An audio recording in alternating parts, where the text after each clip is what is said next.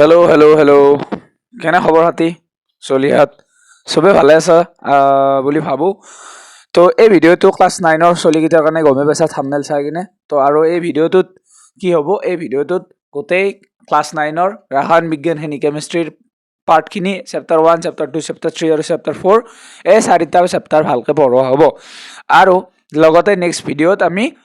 বায়'লজিখিনি মানে 5, 6, 7 চেপ্টাৰ ভালকৈ পঢ়িব চেষ্টা কৰিম। তাৰপিছত ফিজিক্সখিনি আৰু তাৰপিছত এই পৰিৱেশ চেপ্টাৰখিনি। তো এইকেইদিনত মই এনেকৈ চেষ্টা কৰিম জল্দি ভিডিঅ' দিবৰ কাৰণে। তহঁতেও যাতে ভিডিঅ'টো শ্বেয়াৰ কৰা, যিমান বেছি ভিউজ আহে, যিমান বেছি লাইক কমেণ্ট আহে, সিমান বেছি মটিভেশ্যন পাওঁ ভিডিঅ' বনাবৰ কাৰণে। এতিয়া চা, মোৰ মাত বহি আছে, মাত ভাঙি আছে, তথাপিও মই ভিডিঅ' বনাবৰ কাৰণে মানে ভিডিঅ' বনাই আছোঁ তহঁতৰ কাৰণে। তো ক্লাছ 9টো শেষ হ'বৰে হ'ল, এতিয়া পৰীক্ষা আহিল। যেনেকৈ তো ভিডিঅ'টো আৰম্ভ কৰোঁ আমি। অভাৰঅল কৈ দিওঁ যে এইটো একদম ডিটেইলছত নাথাকে, মানে প্ৰত্যেকটো চেপ্টাৰৰ একদম প্ৰত্যেকটো পইণ্ট নাথাকে। যিখিনি ইম্পৰ্টেণ্ট বস্তু সেইখিনি মই বুজাবৰ কাৰণে চেষ্টা কৰিম। তো আমাৰ প্ৰথমতে আহিছিল চেপ্টাৰ 1। প্ৰথমতে আহিব চেপ্টাৰ নম্বৰ 1। চেপ্টাৰ নম্বৰ 1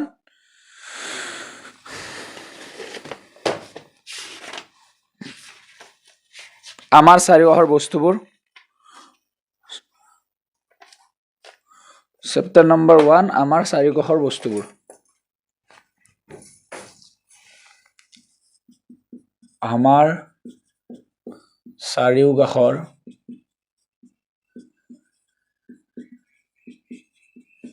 বস্তুবোৰ। তো এই চেপ্টাৰটোত আমি কি দেখা পাম, এই চেপ্টাৰটো কি দেখা পাম, মানে এই চেপ্টাৰটোৰ ভিতৰত এটা প্ৰথমতে বস্তুবোৰৰ কথা কৈছে। বস্তু মানে কি, আমাৰ চাৰিওফালে কি বস্তু দেখা পাইছা তই? আমাৰ চাৰিওফালে তই যদি এতিয়া চা, ভিডিঅ'টোত দেখা পাবি এডাল মাৰ্কাৰ, হয়, মোক দেখা পাবি। তাৰপিছত এইটো মাৰ্কাৰ, এটা মাইক লগোৱা আছে, এনেকুৱা বিভিন্ন বস্তু, বৰ্ড আছে, হয়, এনেকুৱা বিভিন্ন বস্তু দেখা পাবি। তোৰ চাৰিওফালে যদি তই চকু মেলি চা, তোৰ চাৰিওফালে বিভিন্ন পদাৰ্থ বস্তুগিলা দেখা পাবি না? চকীৰ পৰা আদি কৰি ফেন, টিভি, এই সিমানবোৰ বস্তু দেখা পাইছে, সেইবোৰৰ কথা কৈছে এই চেপ্টাৰটোত। এতিয়া এই বস্তুবোৰ কি আচলতে? এই বস্তুবোৰ হৈছে পদাৰ্থ। মানে পদাৰ্থ মানে কি? এই বস্তুবোৰ যিহৰ দ্বাৰা গঠিত সেইটোৱে হৈছে পদাৰ্থ। মানে ফেনখন কিহৰ দ্বাৰা গঠিত? টিঙৰ দ্বাৰা, তো টিংটো হৈছে পদাৰ্থ। হয়, দাখন কিহৰ দ্বাৰা গঠিত? লোহাৰ দ্বাৰা, তো লোহাটো হৈছে পদাৰ্থ। পদাৰ্থ মানে হ'ল সেনেকুৱা বস্তু যাৰ ভৰ আছে, যাৰ কি আছে? ভৰ, আৰু ঠাই আগুৰি আছে। তো পদাৰ্থ হ'ল সেইগিলা বস্তু যাৰ কি আছে? ভৰ আছে, যাৰ ভৰ আছে আৰু ঠাই আগুৰি আছে, আৰু ঠাই আগুৰি আছে। মোক এটা কথা কচোন, কাৰ ভৰ নাই? এনেকুৱা কি বস্তু আছে যাৰ ভৰ নাই আৰু ঠাই আগুৰি থকা নাই? তাৰমানে কোনগিলা পদাৰ্থ নহয়? এতিয়া তহঁতৰ কাৰোবাৰ মাইণ্ডত ধুনীয়াকৈ এনচাৰটো আহি গৈছি, আৰু কাৰোবাৰ যোনগিলা গাধা গৰু বেংৰা আছে সিহঁতৰ মাইণ্ডত অহা নাই, ভাবিবা নাই, হয় না? তো ভাবিবৰ কাৰণেও দিমাগ লাগিব, যিটো যাৰ ওচৰত নাথাকে, হয়নে নহয়? তো কোনগিলা বস্তু আছে যাৰ ভৰ নাই, ওজন নাই? ছাৰ, ওজন নোহোৱা বস্তু আছে কি? মোৰ দিমাগটো ওজন নোহোৱা বস্তু কি আছে কচোন? ওজন নোহোৱা বস্তু কি আছে? ধৰি লওঁ তোৰ কাৰোবাৰ প্ৰতি মৰম আছে, ভাল পোৱা আছে, সেইটো তই কেনেকৈ জুখবি? কিমান ভাল পোৱা আছে? তই কবি ছাৰ মোৰ বহুত ভাল পোৱা আছে, কিন্তু তইতো জুখিব নোৱাৰা না। 1 কেজি, 2 কেজি, 3 কেজি জুখিব পাৰিবি নেকি? নৰা। তো সেই যিটো ভাল পোৱা সেইটোৰ ওজন নাই, মানে তোৰ ভাল পোৱাৰ ওজন নাই। তই নামত কৈ আছা ভাল পোৱা বুলি। তো ভাল পোৱা, বেয়া পোৱা, তাৰপিছত ফিলিংছ যিবোৰ আছে আমাৰ, সেইবোৰৰ ওজন নাথাকে, আৰু সেইবোৰে আমাৰ কি নহয়? পদাৰ্থ নহয়। তাৰপিছত তোৰ ভোক লগা, পেচাব লগা, চিন্তা কৰা, ভাবা, এইবোৰ পদাৰ্থ নহয়। তো পদাৰ্থ বুজি পালোঁ আমি। এতিয়া পদাৰ্থ কিহৰ দ্বাৰা গঠিত? কণিকাৰ দ্বাৰা গঠিত। কণিকাৰ দ্বাৰা গঠিত। পদাৰ্থ কিহৰ দ্বাৰা গঠিত? কণিকাৰ দ্বাৰা গঠিত। তাৰমানে কণিকাগিলা নিশ্চয় কিবা ধৰ্ম থাকিব, যিহেতু কণিকাৰ দ্বাৰা গঠিত। কণিকাগিলা নিৰ্দিষ্ট এটা সজনত সাজিত হৈ থাকিব, মানে বুজি পাইছা না? কণিকাৰ দ্বাৰা যিহেতু গঠিত, কণিকাগিলা এটা সাজি থাকিব এটা নিৰ্দিষ্ট সজনত। তো কণিকাৰ ধৰ্ম আছে, হয়, ধৰ্ম 3টা ধৰ্ম আছে বা বৈশিষ্ট্য বুলি ক'ব পাৰা। পদাৰ্থৰ কণিকাৰ বৈশিষ্ট্য বা পদাৰ্থৰ কণিকাৰ ধৰ্ম। 1 নম্বৰ,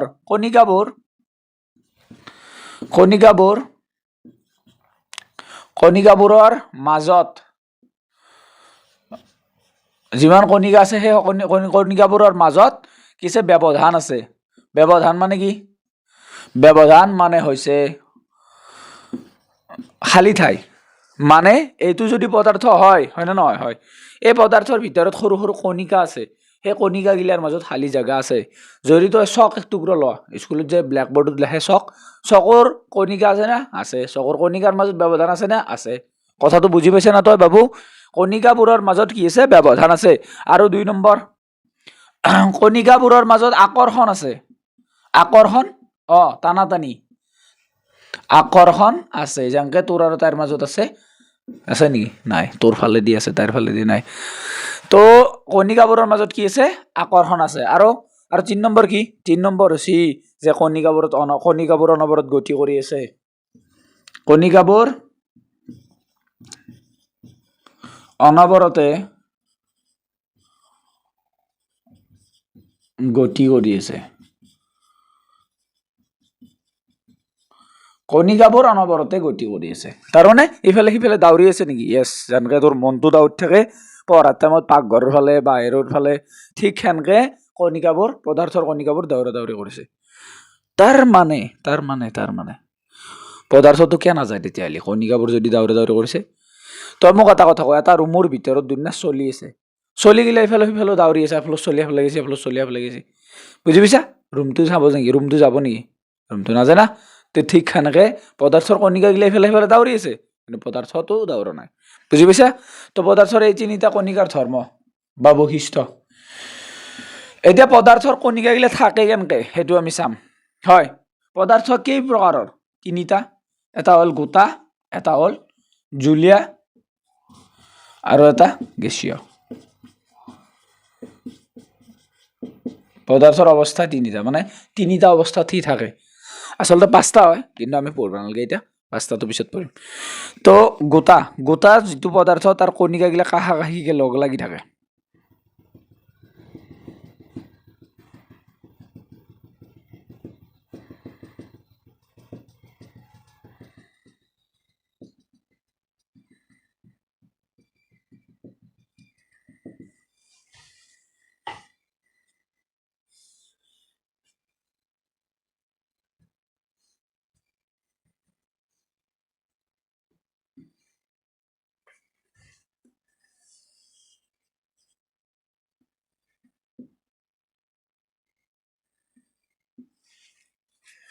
তো গোটা পদাৰ্থৰ কণিকাগিলা একদম ওচৰে ওচৰে থাকে, মানে ব্যৱধান বহুত কম থাকে। আৰু আকৰ্ষণ চবচে বেছি, কিন্তু গোটা। আৰু অনবৰত গতি কৰিছে, অভিয়াছলি গতি কৰে। জুলীয়া পদাৰ্থৰ কণিকাবোৰ অলপ দূৰে দূৰে থাকে গোটাৰ তুলনাত, আৰু ব্যৱধানো অলপ বেছি, আৰু আকৰ্ষণ গোটাতকৈ কম।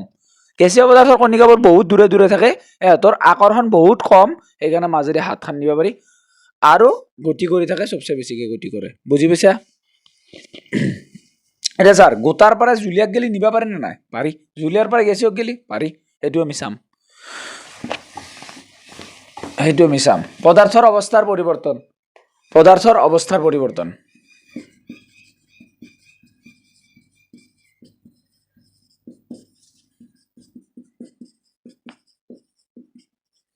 পদাৰ্থৰ অৱস্থাৰ পৰিৱৰ্তন কৰিব পাৰি নে নাই?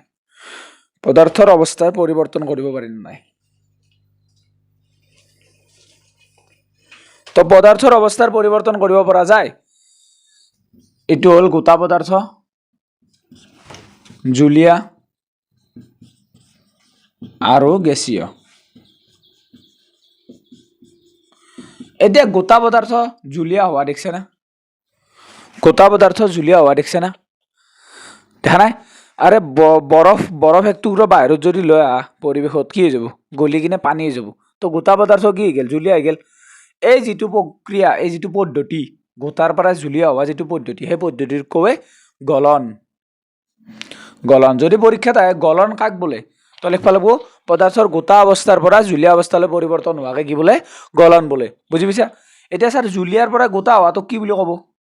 জুলীয়াৰ পৰা গোটা হোৱাটোক কি বুলি ক'ব?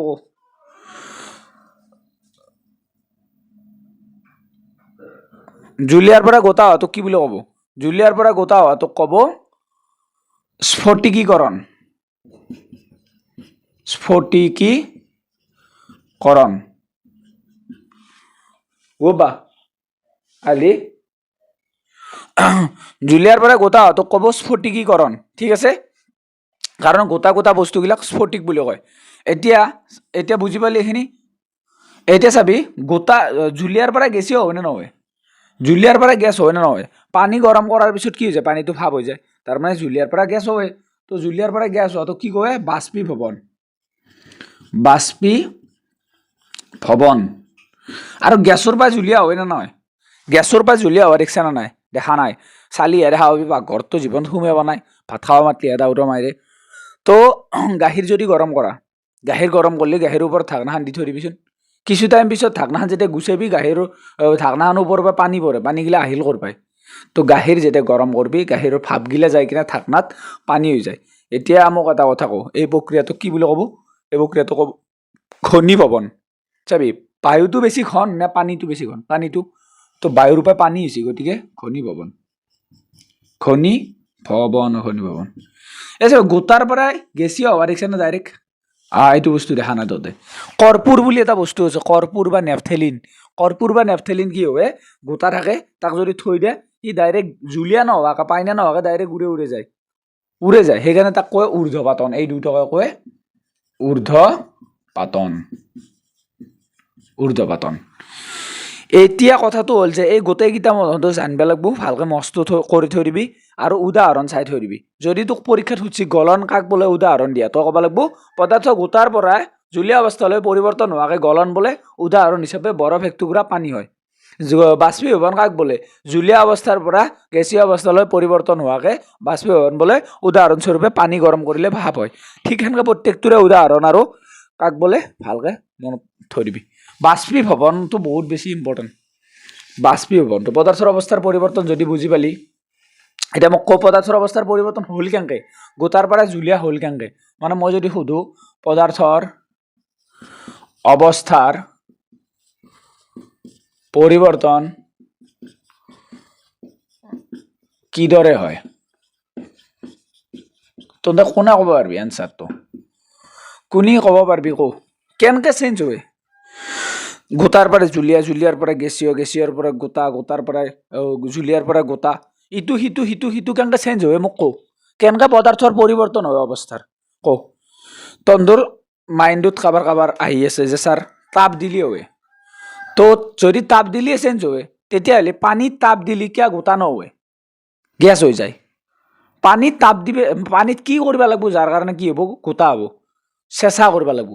তাৰমানে তাপ দিলি বুলি ক'ব নোৱাৰা উষ্ণতাৰ পৰিৱৰ্তন কৰিব লাগিব উষ্ণতা যদি বাঢ়ে দিওঁ উষ্ণতা যদি কি কৰোঁ বাঢ়ে দিওঁ গোটা বস্তু জুলীয়া হৈ যাব জুলীয়া বস্তু গেছীয় হৈ যাব আৰু যদি উষ্ণতা কমাই দিওঁ উষ্ণতা কমাই দিলে গেছীয় বস্তু জুলীয়া হৈ যাব আৰু জুলীয়া বস্তু গোটা হৈ যাব পানী গোটা হৈ যাব বৰফ হৈ যাব উষ্ণতা কমাই দিলে আৰু এটা বস্তু কৰি কিনে কৰিব পাৰি সেইটো হ'ল চাপ প্ৰয়োগ কৰি কিনে চাপৰ তাৰতম্য ঘটাই কৰিব পাৰি মানে গেছীয় বস্তুত যদি বেছি চাপ দিওঁ কণিকাগিলা ওচৰত আহি কিনে জুলীয়া হৈ যাব তো তাৰ মানে এইটোৰ এনচাৰ হ'ব যে উষ্ণতা আৰু চাপৰ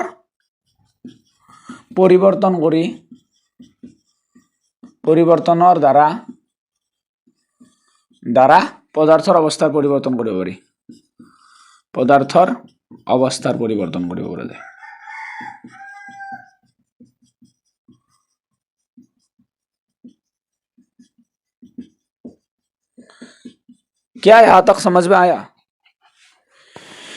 क्या यहाँ तक समझ में आया और 2-3 टॉपिक है उसके बाद खत्म है ये चैप्टर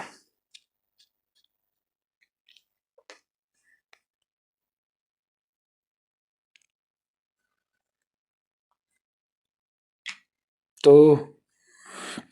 এই চেপ্টাৰটো জলদি ফিনিছ হৈ যাব তাৰপিছত আমি নেক্সট চেপ্টাৰত যাম তাৰপিছত আকৌ নেক্সট চেপ্টাৰ এনেকৈ আমি শেষ কৰি যাম টেনশ্যন ল'ব নালাগে তহঁতে মোক এটা কথা কওঁ তহঁতে এই ভিডিঅ'টো ডাইৰেক্ট মোবাইলৰ পৰা চাই আছা না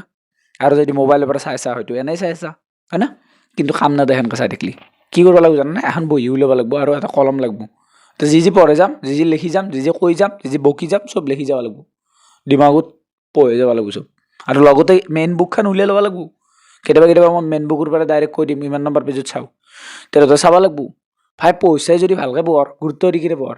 পালাগে মাত থাকা হয় না ওকে এতিয়া চাবি বাষ্পীভৱন কাক বোলে মই আৰু একবাৰ যদি কৈ দিওঁ বাষ্পীভৱন কাক বোলে ক'ব পাৰিবি না কচোন বাষ্পীভৱন কাক বোলে এতিয়া লিখি দিছিলোঁ পদাৰ্থৰ জুলীয়া অৱস্থাৰ পৰা গেছলৈ পৰিৱৰ্তন হোৱাকে কি বোলে বাষ্পীভৱন বোলে এতিয়া বাষ্পীভৱন কেনেকৈ বাঢ়ে বা কেনেকৈ কমে সেইটো চাব লাগিব যাক কয় বাষ্পীভৱনৰ কাৰক বাষ্পীভৱনৰ কাৰক বুলি কয় কাৰক মানে বাষ্পীভৱন কেতিয়া বাঢ়ে এক নম্বৰ আছে তৰলৰ পৃষ্ঠকালি স্যাৰ তৰলৰ পৃষ্ঠকালি মানে হ'ল তাপলেহান মোক এটা কথা কতন দে এটা ক্ষীণ চলি আৰু এটা মস্ত পেটলা চলি যাৰ মস্ত পেটলা চলিটোৰ তাপলে মস্ত ডাঙৰ তো দুটোকে চাওমিন বনোৱা টাৱা যি আছে টাৱা সেই টাৱাত বহাই দিছি কাৰ মাংস বেছি পুৰব কাৰ মাংস বেছিকৈ পৰা যাব অবভিয়াছলি পেটলা চলিটোৰ কাৰণ তাৰ তাপলে মস্ত ডাঙৰ হয় না তাক বেছিকৈ পুৰব ঠিক সেইটোৱে কথা এইটো বুজি পাইছা ঠিক সেইটোৱে কথা তৰলৰ পৃষ্ঠকালি এটা এনেকুৱা চিধা গিলাচ টাইপৰ এটা পাত্ৰত বস্তু পানী গৰম কৰিছে তই জুই আৰু এনেকুৱা পঠিলা টাইপৰ মানে বহল পাত্ৰত পানী গৰম কৰিছে জুই তো কোনটোত পটককৈ গৰম হ'ব যেন লাগছি তোৰ কোনটোত পটককৈ গৰম হ'ব যেন লাগছি স্যাৰ এইটোত লাগছি হয় না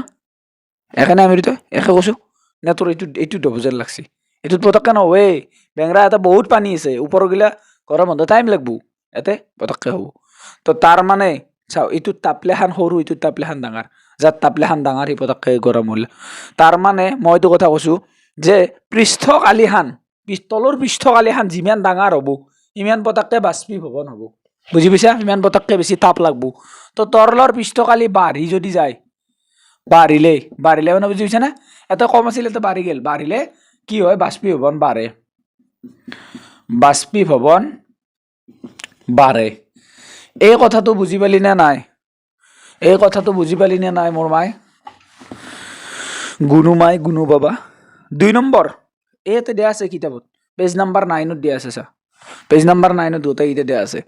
উষ্ণতা বাঢ়লি উষ্ণতা মানে টেম্পাৰেচাৰ উষ্ণতা বাঢ়িলে মোক এটা কথা কতন দে তই যদি বেছিকৈ তাপ দিয়া বেছিকৈ বাষ্পীভৱন হ'ব এইটো চবে জানে উষ্ণতা বাঢ়িলে বাষ্পীভৱন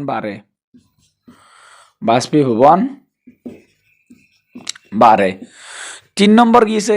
3 নম্বৰ আছে যে বায়ুৰ আৰ্দ্ৰতা আৰু 4 নম্বৰ বতৰ বায়ুৰ আৰ্দ্ৰতা মানে মই কৈ দিওঁ বায়ুৰ আৰ্দ্ৰতা মানে হ'ল বায়ুত থকা পানীৰ কণিকাগিলাৰ পৰিমাণ বায়ুত যিমান পানীৰ কণিকা ৰাখব সেইটো আৰ্দ্ৰতা বেছি হ'ব কণিকা কম থাকলি আৰ্দ্ৰতা কম হ'ব এতিয়া বায়ুৰ আৰ্দ্ৰতা বেছি আছে তাৰমানে এটা পানীৰ কণিকা বেছি আছে এতিয়া অলৰেডি পানীৰ কণিকা বহুত আছে তো তলৰ পৰা বাষ্পীভৱন হওঁতে অলপ কম মানে কমকৈ হ'ব এতিয়া এটা পানীৰ কণিকাই নাই শুকাই আছে পৰিৱেশ তো তাৰ পৰা বাষ্পীভৱন হ'ব তই ডাইৰেক্ট যদি চাব লাগে ৰ'দত বেছি পটককৈ বাষ্পীভৱন হ'ব নে বৰষুণ বতৰত বেছি পটককৈ পানী গৰম হ'ব কোনটোত বেছি পটককৈ পানী গৰম হ'ব অভিয়াছলি ৰ'দত শুকান বতৰত তো তাৰ মানে বায়ুৰ আৰ্দ্ৰতা যদি কম হয় বায়ুৰ যদি আৰ্দ্ৰতা কমিলে বাষ্পীভৱন বাঢ়ে আৰু 2 নম্বৰ বতাহৰ বেগৰ লগত কি সম্পৰ্ক বতাহ যদি দেই ইয়াতে থকা বায়ুৰ কণিকাগিলা উৰে যাব যাৰ কাৰণে জাগা খালী হৈ যাব আৰু তাৰপিছত তলৰ পৰা বাষ্পীভৱন হোৱাৰ চান্স আছে তাৰ মানে 4 নম্বৰ বতাহৰ বেগ বাঢ়িলে বতাহৰ বেগ যোনটো সেইটো যদি বাঢ়ি যায় বাষ্পীভৱন বাঢ়ে একেলগে বুজি পাইছা নকওঁ বাষ্পীভৱনৰ কাৰক তাৰপিছত আৰু কি আছে তাৰপিছত আছে গলনাংক উতলাংক আৰু লিনতাপ 3টা শব্দ গলনাংক উতলাংক আৰু গলনৰ লিনতাপ বিগলনৰ লিনতাপ এই 3টা শব্দত চলি কনফিউজন হয় চাও বা উত্তোলনৰ লিনতাপ বুলি আছে গলনাংক মানে কি জানা গলনাংক মানে হ'ল যিখিনি উষ্ণতাত বস্তুটো গলবে আৰম্ভ কৰে লোহা টুকুৰা আছে লোহা যদি গলাবা লাগে তই যিমান কি তাপ দিবা লাগিব লোহা টুকুৰা যিমান পুৰা গৰম আছে গৰম যিখিনি গৰমত লোহা টুকুৰা গলবা ৰছি সেই গৰমখিনিক কি বুলি ক'ব গলনাংক তো ইয়াতে লিখিব পাৰা এক বায়ুমণ্ডলীয় উষ্ণতাত সরি এক বায়ুমণ্ডলীয় চাপত লেখ লেখ লেখ গলনাঙ্ক লেখ দে আরম্ভ কর এক বায়ুমণ্ডলীয় চাপত লিখছে এক বায়ুমণ্ডলীয় চাপত যিমান উষ্ণতাত গোটা পদাৰ্থ গলিবলৈ আৰম্ভ কৰে তাকে গলনাঙ্ক বোলে হল উতলাঙ্ক এক বায়ুমণ্ডলীয় চাপত যিমান উষ্ণতাত জুলীয়া পদাৰ্থ বাষ্পলৈ পৰিৱৰ্তন হ'ব আৰম্ভ কৰে উতলিবলৈ ধৰে তাকে উতলাঙ্ক বোলে লিনতাপ মানে হ'ল 1 কেজি মাল গলিবৰ কাৰণে পুৰো গলি যাবৰ কাৰণে ধৰি লও 1 কেজি বৰফ আছে 1 কেজি বৰফ গলি শেষ হবৰ কাৰণে পানী হবৰ কাৰণে যিমান তাপ লাগব সেইটো কব বিগলনৰ লিনতাপ 1 কেজি লোহা গলি কিনে পুৰো জুলীয়া হৈ যাবৰ কাৰণে যিমানখিনি তাপ প্ৰয়োগ কৰিব লগা আছে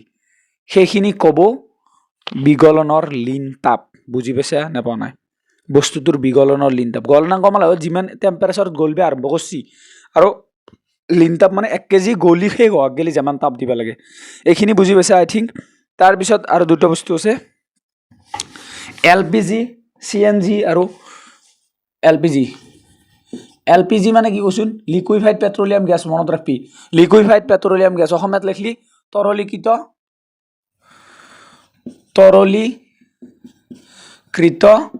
পেট্ৰলিয়াম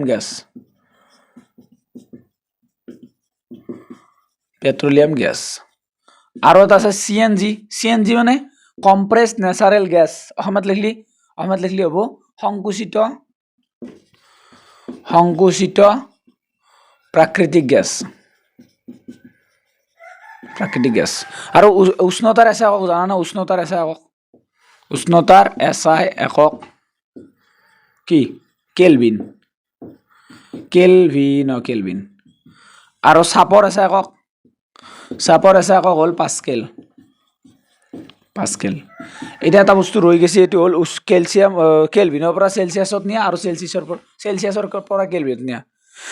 টেম্পাৰেচাৰ যি আছে টেম্পাৰেচাৰ উষ্ণতা ঠান্ডা গৰম সেইটো জুখপা কাৰণে স্কেল আছে তিনডাল স্কেল আছে ফারেনহাইট স্কেলডাল আমাক নালগে তো দুডাল স্কেল আছে এডাল কেলভিন স্কেল এডাল সেলসিয়াস স্কেল যেটা কেলভিন স্কেলত 273 কেলভিন হয় তেতিয়া সেলসিয়াস স্কেলত 0 ডিগ্ৰী সেলসিয়াস হয়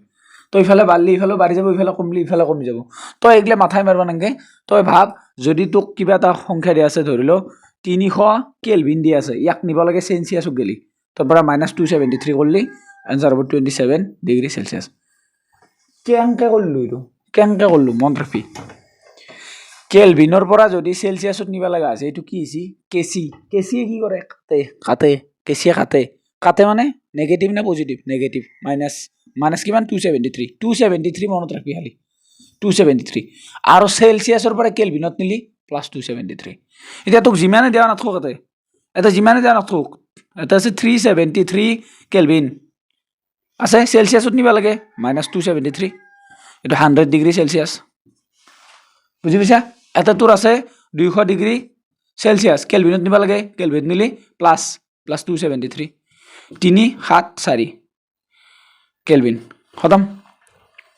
বুজি পাইছা সেলসিয়াসৰ পৰা কেলভিনত নেওয়া একদম সহজ তাৰ পিছত এই চেপ্টাৰটোৰ লাষ্টত যে আছে তোমালোকে কি শিকিলা বুলি তোমালোকে কি শিকিলা এইখিনিৰ পৰা এমসিকিউ আৰ চান্স আছে তো এইখিনি ভালকৈ পঢ়ি যাবি তো এতিয়ালৈকে আমাৰ 1 নম্বৰ চেপ্টাৰ ফিনিশ হৈছে আমি এতিয়া যাব পাৰো চেপ্টাৰ নম্বৰ 2 তো এবাৰ আমি পঢ়ো চেপ্টাৰ নম্বৰ 2 এতিয়া আমি পঢ়িলো আমাৰ চাৰিওফালৰ চাৰিওকাষৰ পদাৰ্থবোৰ এবাৰ আমি পঢ়িম চেপ্টাৰ নম্বৰ 2 যিটো নাম হৈছে আমাৰ চাৰিওফালৰ পদাৰ্থবোৰ বিশুদ্ধ নে হয় না আমাৰ চাৰিওকাষৰ পদাৰ্থবোৰ বিশুদ্ধ নে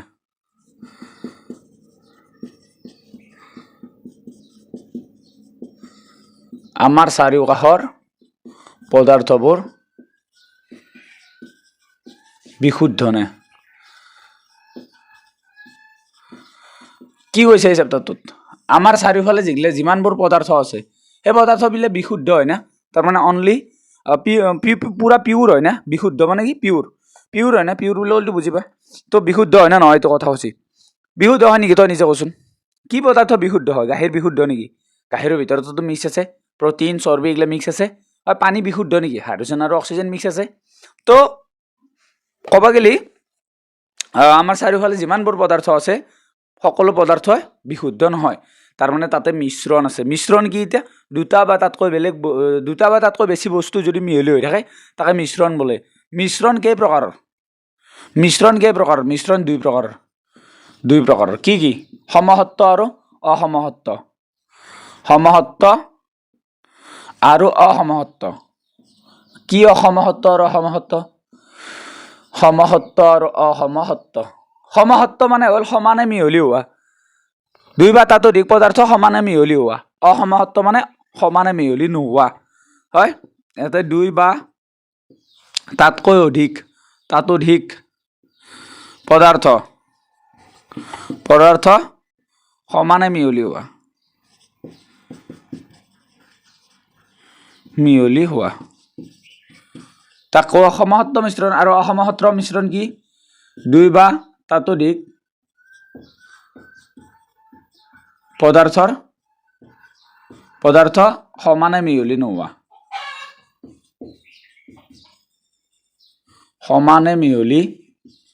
নোহোৱা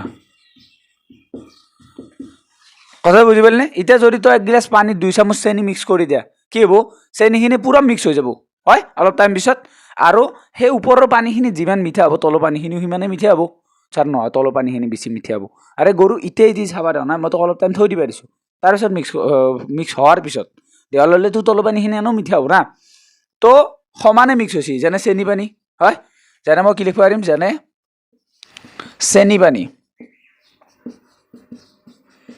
চেনি আৰু পানীৰ মিশ্ৰণ আৰু এতে যেনে কি লিখিব পাৰিম যেনে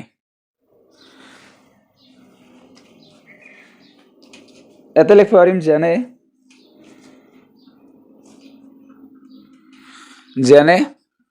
বালি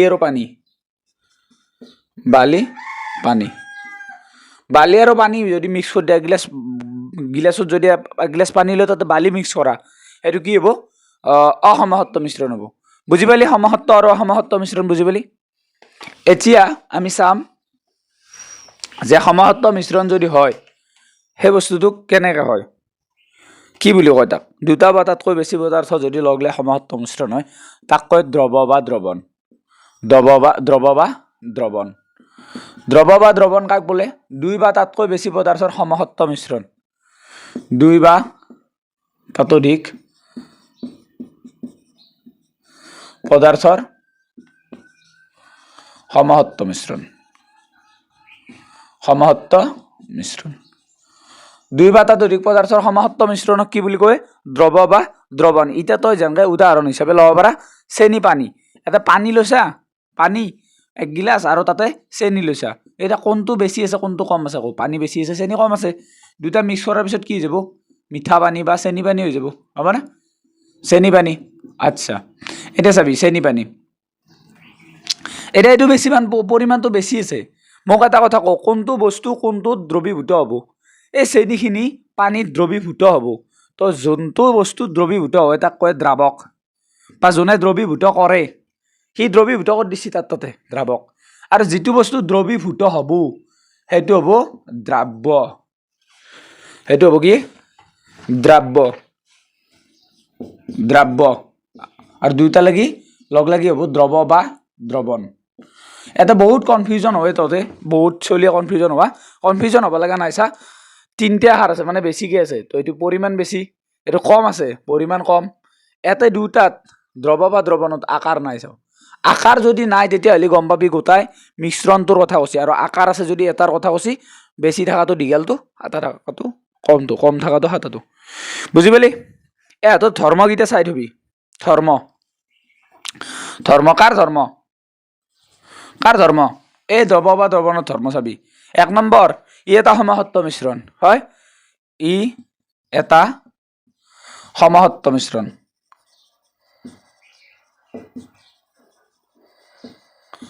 কণিকাবোৰ সৰু কণিকাবোৰ খালী চকুৰে দেখা নাপায় নেদেখি এতিয়া এইগিলাখান মই লিখি থকাৰো টাইম বাৰু নাই কাৰণ জল্দি পঢ়াব লাগে ন তো এইগিলাখান পেজ নাম্বাৰ 16ত চা কিতাপৰ পেজ নাম্বাৰ 16 ওলা তাতে ধুনীয়াকৈ দিয়া আছে দ্ৰৱণৰ ধৰ্মকেইটা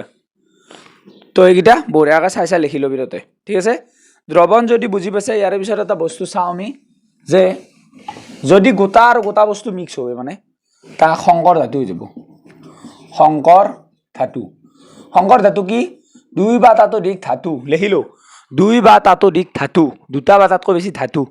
অথবা এটা ধাতু আৰু এটা অধাতুৰ সমসত্ব মিশ্ৰণক কি বোলে সংকৰ ধাতু বুলি কয় সংকৰ ধাতু যেনে জিংক আৰু কপাৰৰ মিলন মিক্স কৰি কিনে প্লেটিনাম বনোৱা হয় জিংক আৰু কপাৰ মিক্স কৰি কিনে কি বনোৱা হয় হেৰি পিতল বনোৱা হয় সৰি প্লেটিনাম বুলি পিতল বনোৱা হয় তো এই জিংক এটা ধাতু কপাৰ এটা ধাতু এই দুটা লগ লাগি কিনে কি হৈছে সংকৰ ধাতু এটা তৈয়াৰ কৰিছে তাৰপিছত আমি আহো গাঢ়তা দ্ৰৱণৰ গাঢ়তাৰ যিটো অংক আছে দ্ৰৱণৰ গাঢ়তা ওপৰত দ্ৰাব্যৰ পৰিমাণ তলত দ্ৰৱৰ পৰিমাণ ইনটু 100 এই অংকটোৰ পৰা MCQ আহে 2 বা 3 বাৰ মান আহিছে মানে ডাইৰেক্ট প্ৰশ্নটো উঠে দেই MCQৰ এনসাৰটো MCQত দি দিব তই এইটো চাবি তাৰপিছত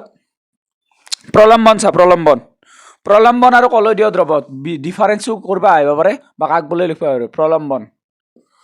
প্ৰলম্বন আৰু কলয়দীয় দ্ৰৱ বা দ্ৰৱণ কলয়দীয় দ্ৰৱ বুলিও কয় কলয়দীয় দ্ৰৱণ বুলিও কয় প্ৰলম্বন মানে কি প্ৰলম্বন হৈছে এটা অসমসত্ব মিশ্ৰণ কলয়দীয় দ্ৰৱ অসমসত্ব মিশ্ৰণ ডিফাৰেন্স এইটো যে প্ৰলম্বনৰ কণিকাগিলা ডাঙৰ ডাঙৰ খালী চকুৰে দেখা পায় কিন্তু কলয়দীয় দ্ৰৱত খালী চকুৰে দেখা নাপায় দ্ৰৱ বা দ্ৰৱণটো হৈছে সমসত্ব মিশ্ৰণ কিন্তু এই দুটা অসমসত্ব মিশ্ৰণ আৰু প্ৰলম্বনৰ খালী চকুৰে দেখা পায় যেনে তই ডং চং যদি শাল ডং এগিলাখনত প্লাষ্টিক চাষ্টিক ফাই থাকিলি এই গোটেই মিশ্ৰণটো কি হ'ব প্ৰলম্বন দেখা পায় আনহাতে ধৰি ল তই এতে ধূলিকণা আছে কিন্তু দেখা পোৱা নাই সমসত্ব মিশ্ৰণ হৈছে নেকি নাই তো এইটো কলয়দীয় দ্ৰৱণ বুজি পালি কলয়দীয় দ্ৰৱ দুইটাৰে ধৰ্ম আছে দিয়া আছে কিতাপত ধুনীয়াকৈ চাই থবি তাৰপিছত উদাহৰণ আছে উদাহৰণ চাই থবি আৰু ই পোহৰ ৰশ্মি বিচ্ছুৰিত কৰিব পাৰে ইও পাৰে কিন্তু দ্ৰৱত নোৱাৰে কণিকাগিলা বহুত সৰু সৰু তো নোৱাৰে ওকে না এতিয়া আছে লাষ্ট এটা টপিক যিটো হৈছে মিশ্ৰণৰ পৃথকীকৰণ মিশ্ৰণৰ পৃথকীকৰণ মানে মিক্স হৈ থকা মিশ্ৰণ এটা দুটা বস্তু মিহলি হ'লে কি হয় মিশ্ৰণ হয় সেই মিশ্ৰণকেইটা পৃথক কৰিব লাগে মিশ্ৰণ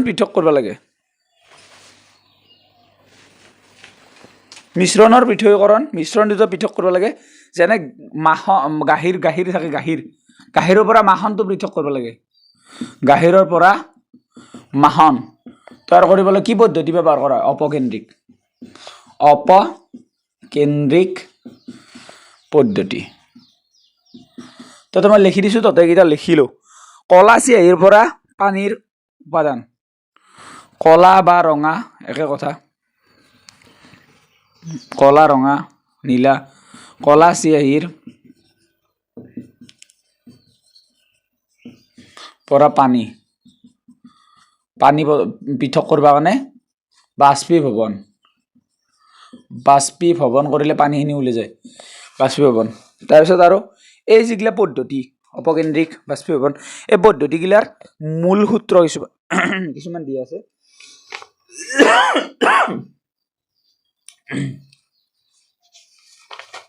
পেজ নাম্বাৰ 20 চা পেজ নাম্বাৰ 20 একদম ওপৰত চা মূল সূত্ৰ দিয়া আছে অপকেন্দ্ৰিক পদ্ধতিৰ মূল সূত্ৰ জোৰেৰে ঘূৰালে গধুৰ কণিকাবোৰ পাত্ৰৰ তলিত জমা হয় আৰু পাতল কণিকাবোৰ উপঙি থাকে হয় অকণমান নেপালী ল'ৰা ছোৱালী আছে যদি গম পাবি তহঁতে মাখন তৈয়াৰ কৰোঁতে নেপালী মানুহ মাখন বহুত তৈয়াৰ কৰে তো মাখন তৈয়াৰ কৰোঁতে এনেকৈ লাঠি এডালে ঘূৰাই বাঁহৰ চুঙাত তো ঘূৰালে পানীটো ওপৰত উঠি যায় পাতল কণিকাগিলা ওপৰত উঠি যায় যিটো পানীক খোল পানী বুলি কয়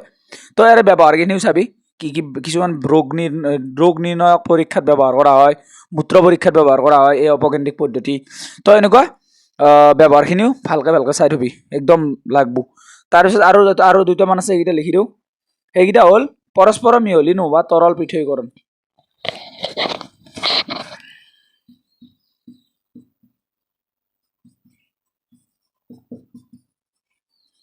পৰস্পৰৰ মিহলি নোহোৱা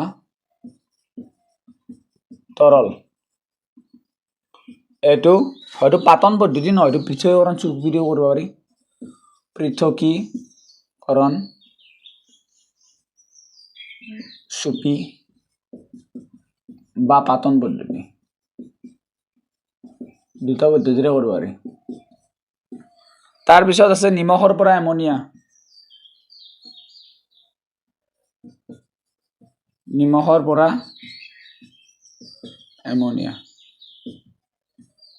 পৰা এমনিয়া প্ৰস্তুত কৰিবলৈ আমাক লাগে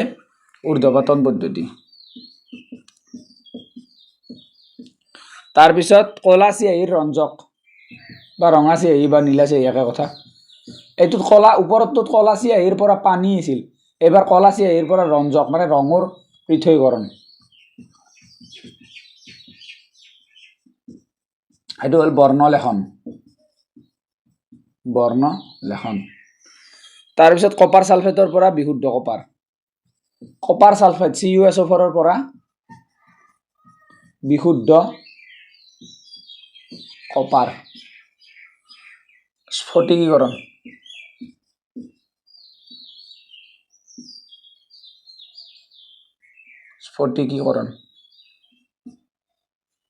তাৰপিছত বায়ুৰ পৰা গেছ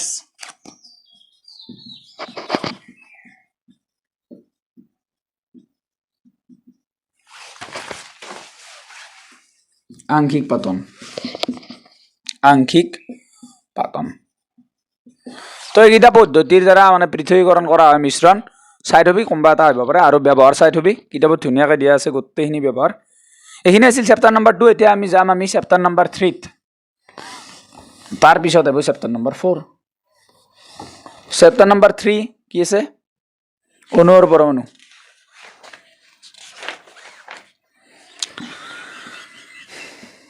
অণু আৰু পৰমাণু এবাৰ আছে অৰিজিনাল কেমিষ্ট্ৰি বা ৰসায়ন বিজ্ঞান এতিয়াৰ পৰা আৰম্ভ হৈছে অণু আৰু পৰমাণু কেমিষ্ট্ৰি মানে কি বুজি পা তহঁতে কয় যি বোলে এই হিটো আপা আৰু হিটো আপিৰ কেমিষ্ট্ৰি বহুত মিলে সাতটা কেমিষ্ট্ৰি আছে তোৰ মানে ভিতৰত কি চলি আছে সেইটোকে কেমিষ্ট্ৰি বুলি কয় চাবা গেলি ৰাসায়নিকভাৱে কি চলি আছে মানে হয় তাৰ ভিতৰৰ ভাগত কি চলি আছে ক'বা গেলি সেইটোৱে হ'ল কেমিষ্ট্ৰি এতিয়াতো বজাৰৰ পৰা চুনুৰ টুকুৰা লৈছে পানীত দিছে খাব পৰা চুন হৈ গৈছে হাতত চাদাম মাৰি খাব পৰা এতিয়া সেই চুনৰ বিক্ৰিয়াটো তই যদি চাহ কেনেকুৱা দেখা পাবি চুনুত দহৰা টুকুৰা আনিছে পানীত দিছে গলি গৈছে কিন্তু অৰিজিনেলি ভিতৰত তাতে কিবা এটা ঘটনা ঘটছি কাবাৰ মাজত ঘটনা ঘটছি পানী আৰু পকা চুনুৰ মাজত পুৰা চুনুৰ মাজত এটা যুদ্ধ হৈছে মাৰা পিটা হৈছে সেইটো হৈছে ৰাসায়নিক বিক্ৰিয়া তো সেই ৰাসায়নিক বিক্ৰিয়াটো হবা কাৰণে দুটা বস্তু লগ লাগছি তো দুটা বস্তু লগ লাগলি তাক কয় ৰাসায়নিক সংযোগ কি কয় ৰাসায়নিক সংযোগ এতিয়া ৰাসায়নিক সংযোগ হবা কাৰণে দুটা বিধি আছে সেই বিধি দুটা জানিব লাগিব তো সেইটো হৈছে ৰাসায়নিক সংযোগৰ বিধি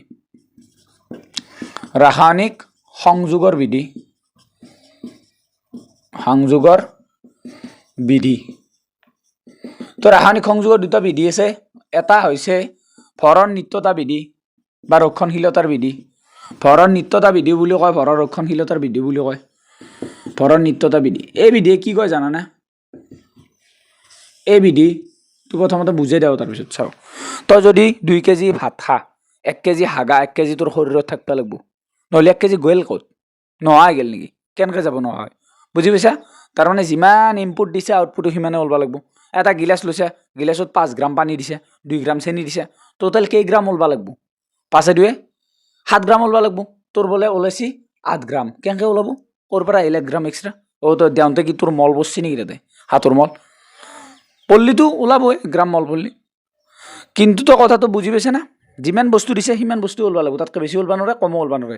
তো এইটোৱে কয় ভৰণ নিত্যতা বিধি বা ৰক্ষণশীলতাৰ বিধি ইয়াক দিছিল লেবৰচিয়াৰ নামৰ সাইণ্টিষ্ট এজনে ই কয় যে ৰাসায়নিক বিক্ৰিয়া তাত ভৰৰ সৃষ্টি বা বিনাশ হ'ব নৰে ৰাসায়নিক বিক্ৰিয়া এটাত ভৰৰ সৃষ্টি বা বিনাশ হ'ব নোৱাৰে এই বিধিটোৱে কয় এই বিধি কোনে দিছিল লেবৰচিয়াৰে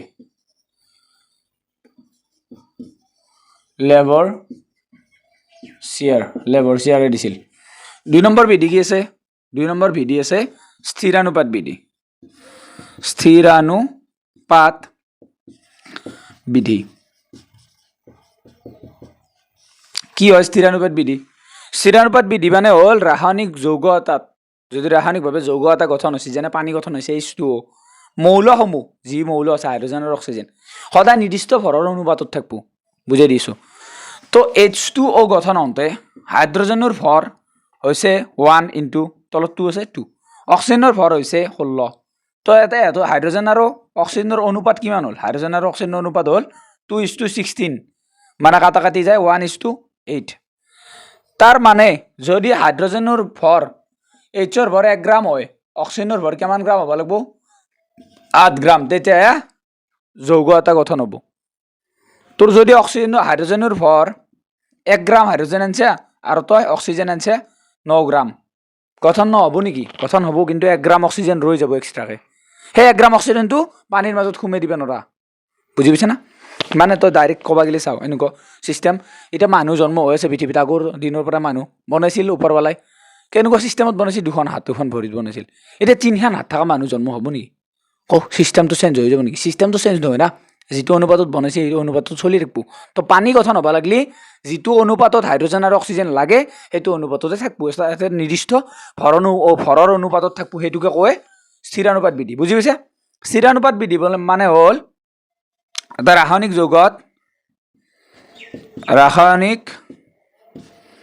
যৌগত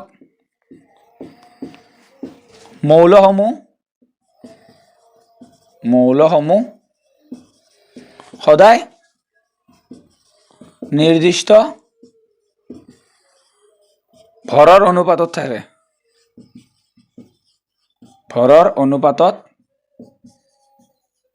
থাকে এই বিধি দিছিল কোনে জোসেফ প্ৰাউষ্ট নামৰ এজন ব্যক্তিয়ে দিছিল এই বিধি দিছিল জোসেফ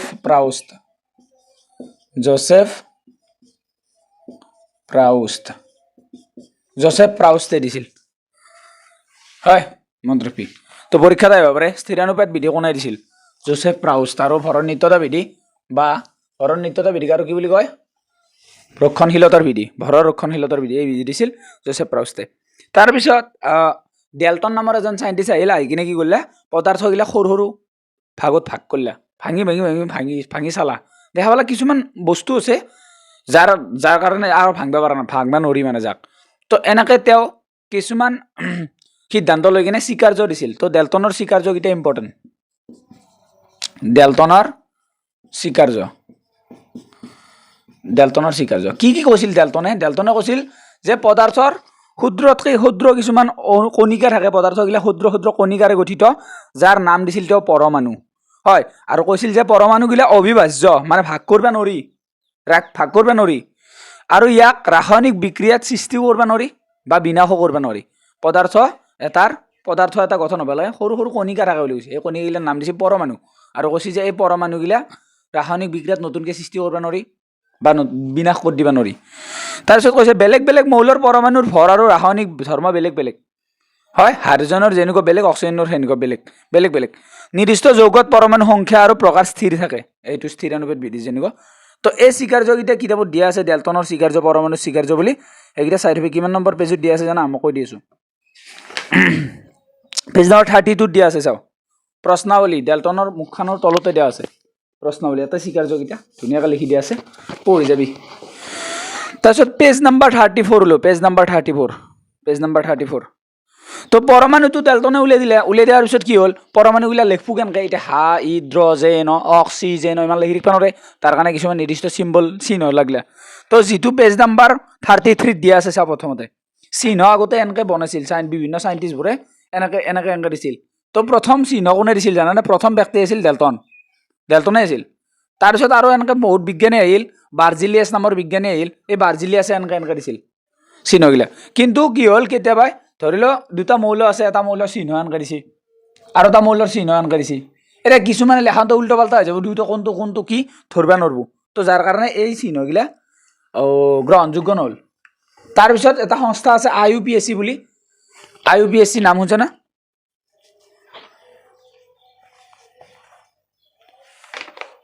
IUPAC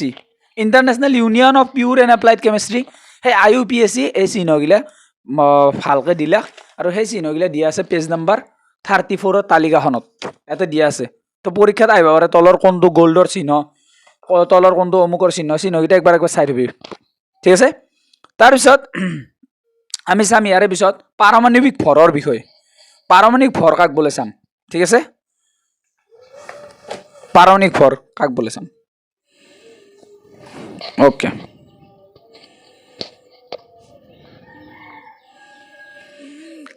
C12 পৰমাণু এটাৰ ভৰৰ ঠিক ইমান অংশৰ সমানে পাৰমাণৱিক ভৰ তো এই চেপ্টাৰটোত যদি তোক পাৰমাণৱিক ভৰ কাক বোলে সুধছি পাৰমাণৱিক ভৰ কাক বোলে তো এই চেপ্টাৰটোত এনেকৈ ডেফিনেশ্যনটো দিয়া আছে যিটো ডেফিনেশ্যন নিলিখিলেও হ'ব বেলেগ ডেফিনেশ্যন মই দি দিম C12 কাৰ্বন 12 পৰমাণু এটাৰ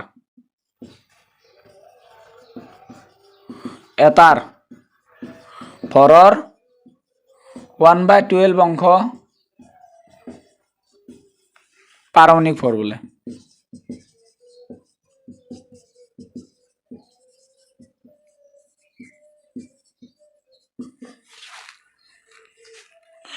C12 ভৰৰ ঠিক 1/12 অংশৰ সমান ভৰে হ'ল পাৰমাণৱিক ভৰৰ একক বা পাৰমাণৱিক ভৰ কিন্তু পাৰমাণৱিক ভৰ ডাইৰেক্ট ডেফিনেশ্যনটো মই লিখি দিছোঁ চা এতিয়া চাবি পৰমাণু মানে বুজি পালো পদাৰ্থৰ একদম সৰু কণিকা জাগাৰ ভাঙবা নৰো তো এই পদাৰ্থটো লো ইয়াক ভাঙি লাষ্টত আৰু ভাঙবা নৰা এইটো হ'ব পৰমাণু তো পৰমাণুটো দেখাত এনেকুৱা গোল হয় পৰমাণুৰ ভিতৰত তিনিটা বস্তু থাকে এটা থাকে প্ৰটন আৰু নিউট্ৰন নামৰ বস্তু আৰু এটা থাকে ইলেক্ট্ৰন এতিয়া এই প্ৰটনৰ সংখ্যাটো হৈছে পাৰমাণৱিক সংখ্যা ডাইৰেক্ট যদি তই লিখবা সোধা পাৰমাণৱিক সংখ্যা কাক বোলে বুলি পাৰমাণৱিক ভৰ কাক বোলে তেতিয়া লিখব পাৰা মৌল এটাত থকা প্ৰটন আৰু নিউট্ৰনৰ মুঠ সংখ্যাকে পাৰমাণৱিক ভৰ বোলে অনলি প্ৰটনৰ সংখ্যাক পাৰমাণৱিক সংখ্যা বোলে প্ৰটন আৰু নিউট্ৰনৰ সংখ্যাক পাৰমাণৱিক ভৰ বোলে মৌল এটাত থকা প্ৰটন আৰু নিউট্ৰনৰ মুঠ সংখ্যাক পাৰমাণৱিক ভৰক বুলি লিখিব পাৰা সংখ্যাক লিখলি হ'ব পাৰমাণৱিক ভৰ বোলে ইয়াক কি এৰে সূচাই জানানে এৰে সূচাই তো এতিয়া কেইটামান মৌল আছে যাৰ পাৰমাণৱিক ভৰ তহঁতে মস্ত ৰাখিব লাগিব যেন পেজ নাম্বাৰ 35 তালিকা এখন দিয়া আছে হাইড্ৰজেনৰ 1 তাৰপিছত দিয়া আছে কাৰ্বনৰ 12 নাইট্ৰজেনৰ 14 অক্সিজেনৰ 16 নাইট্ৰজেনৰ 14 অক্সিজেনৰ 16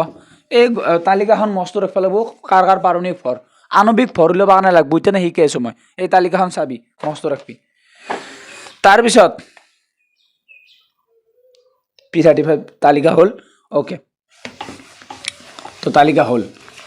তাৰপিছত কি দি আছে আণৱিক ভৰ ওকে তাৰ আগতে সংকেত গঠন এটা চাও তাৰ আগতে যোজতা শিকিব লাগিব বাৰু সংকেত গঠন কিন্তু এইটো চেপ্টাৰৰ পিছত দিছে যোজতা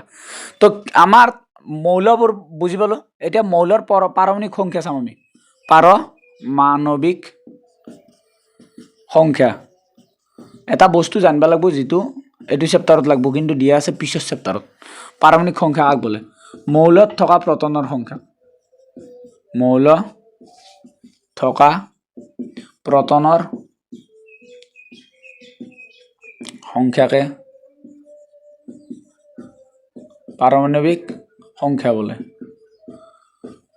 ডাইৰেক্ট লিখি দিছো শৰ্টকাটত পাৰমাণৱিক সংখ্যা বোলে ঠিক আছে তাৰ মানে হাইড্ৰজেনৰ পাৰমাণৱিক সংখ্যা যে 1 তাৰ অৰ্থ কি ইয়াত প্ৰটন কেইটা আছে এটা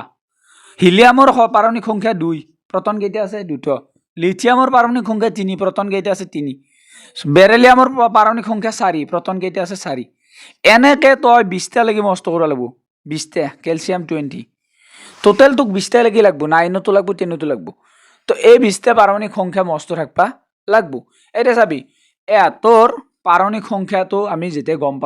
পাম এটোৰ গঠন চাবা লাগব হাইড্ৰজেনক দেখাত কেনেকুৱা হাইড্ৰজেন এটা প্ৰটন যেইটা আছে ইলেক্ট্ৰন হেইটা আছে ইলেক্ট্ৰন কেইটা আছে এটা তো এহঁতৰ গঠন আঁকবা কাৰণে আমি জানো ফাৰ্ষ্টতে কেন্দ্ৰ থাকে যাক নিউক্লিয়াছ বুলি কয় তাৰ ফালে কিছুমান সৌৰ থাকে চাৰিওফালে হয় এটা এতিয়া ইলেক্ট্ৰন ভৰাবৰ কাৰণে সূত্ৰ এটা আছে 2n স্কয়াৰ 2 ইনটু n ৰ মান 1 স্কয়াৰ তাৰ মানে 2 ইনটু 1 তাৰ মানে 2 মানে ফাৰ্ষ্টৰ হলত দুটো সোমাব পাৰবো এটলিষ্ট দুটোতকৈ বেছি নৰে দুটোতকৈ কম পাৰবো সেকেন্ড হলত 8টা সোমাব পাৰবো এই সূত্ৰ মতে 8টাতকৈ কম পাৰবো 8টাতকৈ বেছি নৰে তো এটা দুটো সোমাব নে এটা সোমাব কাৰণ এটা আছে এটাই সোমাব এটা আছে না তো হিলিয়ামৰ ক্ষেত্ৰত যদি চাও 2 ইয়াৰ ক্ষেত্ৰত দেখা পাম যে এটা দুটো লিথিয়ামৰ ক্ষেত্ৰত যদি চাও 3 এটা দেখা পাম এটা দুটো সোমালা আৰু এটা ৰৈ গেল গতিকে সেই ৰৈ যাওটো বাহিৰত সোমাব বাহিৰত 8টা সোমাব পাৰে হয় এটা 8টাতকৈ কম সোমাব পাৰে তো এনেকৈ আমি যদি সজাই যাও এইবোৰক কয় বিন্দু গঠন আৰু এতিয়া এইবোৰক আমি ইলেক্ট্ৰনীয় বিন্যাস হিচাপে লিখিব পাৰিম এতিয়া চাবি মই দুটা মৌল জেনেৰেলি যদি লওঁ সোডিয়ামৰ পাৰমাণবিক সংখ্যা আছে 11 আৰু মই ললো অক্সিজেনৰ পাৰমাণবিক সংখ্যা 8 সোডিয়ামক যদি মই বনাও ফাৰ্ষ্টতে দুটা সোমাব তাৰপা 8টা সোমাব কেইটা গেল 10টা গেল 8 2 10টা গেল আৰু এটা আছে তো 11টা খতম অক্সিজেনত যদি লওঁ ফাৰ্ষ্টতে দুটা সোমালা তাৰপিছত 6টা সোমাব 1 2 3 4 5 6 এতিয়া ইয়াৰ যদি ইলেক্ট্ৰনীয় বিন্যাস লিখো 2 8 আৰু 1 হ'ব আৰু ইয়াৰ লিখিলে 2 and 6 হ'ব এটুক ইলেক্ট্ৰনীয় বিন্যাস বুলি কয় চাবি মৌলসমূহৰ এটা ধৰ্ম আছে সেইটো কয় অক্টেট বুলি কয় বা ষ্টক হেতে লাষ্টৰ হলত 8টা ইলেক্ট্ৰন ৰাখিব বিচাৰে লাষ্টৰ হলত 8টা ইলেক্ট্ৰন ৰাখিব বিচাৰে এটা কেইটা আছে এটা 8টা কৰিব কাৰণে আৰু 7টা লবা লাগবই 7টা ইলেক্ট্ৰন লাগবই এক আৰু এটা কেইটা আছে 6টা 8টা কৰিব কাৰণে আৰু দুটো ইলেক্ট্ৰন লাগবই এক তো মোক এটা কথা কও ই যদি এই ইলেক্ট্ৰনটো এৰি দেই এটো হল নহয় যাব নহয় গেল লাষ্টত কেইটা ৰাখবো লাষ্টত 8টা ৰাখবো তাৰ মানে ইয়াৰ তো দুটো অপচন আছে এটা হল এটা ইলেক্ট্ৰন এৰি দিব পাৰে নহয় তো 7টা লব পাৰে এৰ হাততো দুটা অপচন আছে ই যদি এই গোটেই গিটা এৰি দেই 6টা এৰি দেই 6টা ইলেক্ট্ৰন এৰি দেই এই হলটো নহয় যাব নহয় গেল লাষ্টত ফাৰ্ষ্টৰ হল ৰাখবো ফাৰ্ষ্টতো দুটো ৰাখবা লাগে হয় তো ই কি কৰব 7টা লব নে এটা এৰি দিব ললি যিমান শক্তি যায় এৰি দিলু সিমান শক্তি যায় এটা ললি যিমান শক্তি এৰি দিলু সিমান শক্তি তো এটা ললি এটা শক্তি গেল 7টা ললি 7টা শক্তি লব তো ই কি করব এটা এৰি দিব বুজি পাইছা না তো এটা নলই এটা এৰি দিব এটা ইলেক্ট্ৰন এৰি দিব আৰু ই কি কৰব দুটো ইলেক্ট্ৰন লব তো এই যিমানটা লসি বা যিমানটা এৰি দিছি সেইটোৱে হৈছে যোজ্যতা সেইটোৱে কি যোজ্যতা ইমান কমপ্লিকেটেড কৰি চাবা নালগে তই তো যোজ্যতা উলিওৱাৰ কাৰণে সহজ নিয়ম এটা দিছো মই সহজ নিয়ম দিছো লাষ্ট ইলেক্ট্ৰনটো চাব লাগে মানে 2 8 আচ্ছা 2 8 3 আছে হা এই লাষ্টত কেইটা আছে 3 তো লাষ্ট ইলেক্ট্ৰন আৰু এটা যোজ্যতা লাষ্টৰ যদি এটা আছে ইলেক্ট্ৰন যোজ্যতা 1 হ'ব দুটো আছে 2 হ'ব তিনটা আছে 3 হ'ব চারটা আছে 4 হ'ব খতম পাঁচটা যদি আছে উল্টি দি 3 6টা রাখলি 2 7টা রাখলি 1 আর 8টা রাখলি 0 লাস্টত 8টাতকৈ বেছি নাথাকে তো লাস্টত যেটা ইলেক্ট্রন আছে সেই মতে যোজ্যতা হ'ব লাস্টত 3 আছে যোজ্যতা কিমান হ'ব 3 খতম বুজি পালি যোজ্যতা বুজি পাইছা যোজ্যতা আমাক লাগবো ইতি কিয়া কারণ আমি ইতে চাম সংকেত গঠন করা যৌগৰ সংকেত গঠন কৰা দুটো বস্তু লগ লাগলি যৌগ হয় এই যৌগৰ বা অণু হয় তাৰ সংকেত চাম সংকেত যৌগ আৰু অণু একে পৰমাণু বুজি পালি পদাৰ্থৰ ক্ষুদ্ৰতকৈ ক্ষুদ্ৰ অংশ জাগাৰ ভাঙবা নৰি এনেকৈ দুটো তিনটা লগ লাগি কিনে অণু গঠন হ'ব আৰু হেতুকে যৌগ বা অণু বুলি কয় এটা যৌগৰ সংকেত যেনে তোৰ উদাহৰণ যদি চাও ক্যালসিয়াম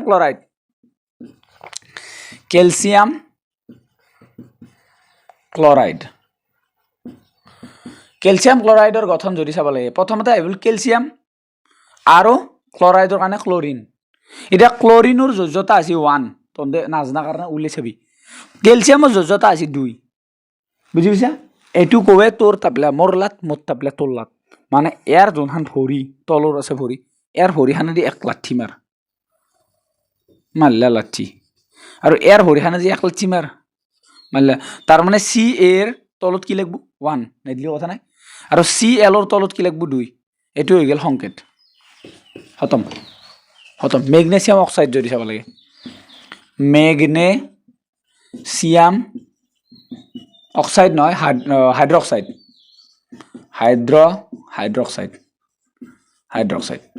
মেগনেছিয়ামৰ কাৰণে হ'ব Mg হাইড্ৰক্সাইডৰ কাৰণে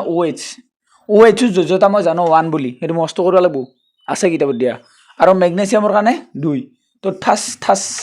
Mg ৰ তলত লাগব 1 OH ৰ তাতে লাগব 2 ব্ৰেকেট কে দিছো কাৰণ OH দুটো আছে না একেলগে তো কি দুটো লগ লাগি কিনে এটা গোট হিচাপে কাম কৰে তো এটুকে সংকেত গঠন বুজি পালি সংকেত গঠন বুজি পালি আয়ন কি জানানে আয়ন হল মৌল এটাত থকা আধানৰ পৰিমাণ হয়তো ধনাত্মক হ'ব পাৰে নহয়তো বা ঋণাত্মক হ'ব পাৰে আধান দুই প্ৰকাৰৰ এটা ধনাত্মক আৰু এটা ঋণাত্মক ধনাত্মক আধানক কি বুলি কয় ধনাত্মক আধানক কয় কেটায়ন আৰু ঋণাত্মক আধানক কি বুলি কয় ঋণাত্মক আধানক কয় এনায়ন কেটায়ন আৰু এনায়ন মনত ৰাখবি তাৰ পিছত এতিয়া আহিল আণবিক ভৰৰ বিষয়ে আণবিক ভৰৰ বিষয়ে কি জানা কোচোন ততে অণু এটাৰ থকা পৰমাণুসমূহৰ ভৰকে আণবিক ভৰ বোলে আণবিক ভৰ তো অণুত থকা পৰমাণুসমূহৰ ভৰকে আণবিক ভৰ বোলে অণু এটাত থকা পৰমাণু সমূহৰ ভৰ যেনে H2O পানী এইটো অণু হয় ইয়াতে হাইড্ৰজেনৰ ভৰ 1 পূৰণ তলত থকাটো পূৰণ হৈ যায় 2 এটা বেলেগ মৌললৈ গ'লে যোগ হয় অক্সিজেনৰ 16 তো 1 * 2 2 1 * 2 2 প্লাস 16 2 16 18 ইউ মানে ইউনিট এটা যিকোনো ইউনিট ইউ হিচাপে দিয়া আণবিক ভৰৰ সংকেত ইউ বা AMU এটমিক মাস ইউনিট বুলি কয় আণবিক ভৰ তো এতিয়া যদি তো কয় H2SO4 হাইড্ৰজেনৰ কাৰণে 1 তলত 2 আছে 2 সালফাৰৰ কাৰণে জানো মই 32 যোগ অক্সিজেনৰ কাৰণে 16 পূৰণ 4 তলত 4 আছে এটা 1 2 গুণ 2 যোগ 32 এটা 40 কিমান হ'ব 16 4 গুণ 54 হয় না 64 সরি 64 তো এতিয়া কি হ'ব 2 2 4 4 4 8 আৰু 6 জনী 9 98 ইউ এটো হৈছে H2SO4 আণবিক ভৰ বুজি পাইছা কেনকে উলিয়ায় আণবিক ভৰ উলিয়াব দিব আণবিক ভৰ বা সংকেত গোট ভৰ একে কথা সংকেত গোট ভৰ মানে কি যৌগ এটাৰ সংকেতত থকা পৰমাণুসমূহৰ ভৰকে সংকেত গোট ভৰ বুলি কয় একে সেম টু সেম উলাব লাগে সংকেতৰ ভৰ তাৰ পিছত আমাৰ এটা লাষ্ট টপিক যেটোক আমি মলৰ কনসেপ্ট বুলি কয় মলৰ ধাৰণা এটো বহুত ভাল বস্তু আৰু ভাল বস্তু গিলা এনে গমে পাতন টান হয় ভাল বস্তু গিলা সহজ নেকি টান তো মলৰ ধাৰণাৰ পিছত আমাৰ এই চেপ্টাৰ শেষ হ'ব তাৰ পিছত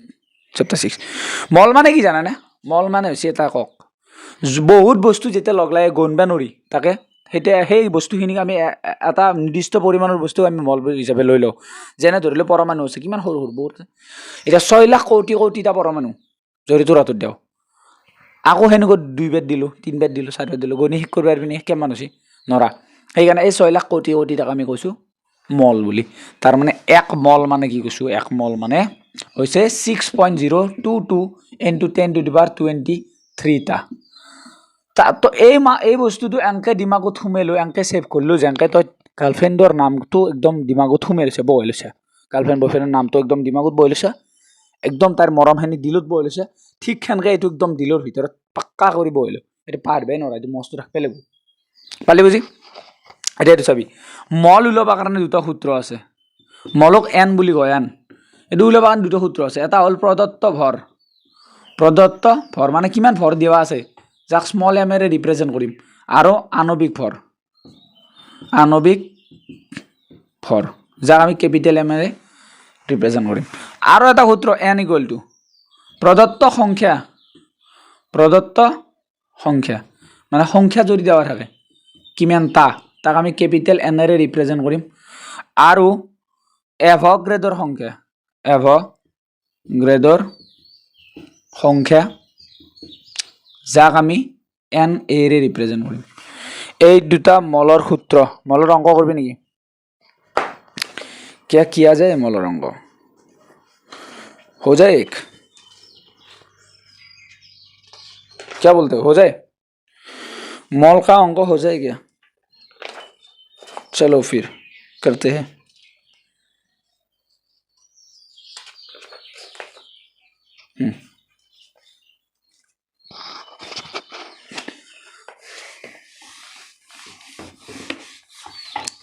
এটা কুৱেশ্যন আছে যিটো হ'ল 52 গ্ৰাম ইজ ইট মল নিৰ্ণয় কৰা কুৱেশ্যন 52 গ্ৰাম হিলিয়ামত থকা মল ওলাব দিছে তো সলিউশন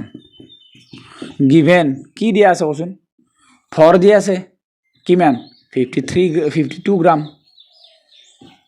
আণবিক ভৰ আমি জানো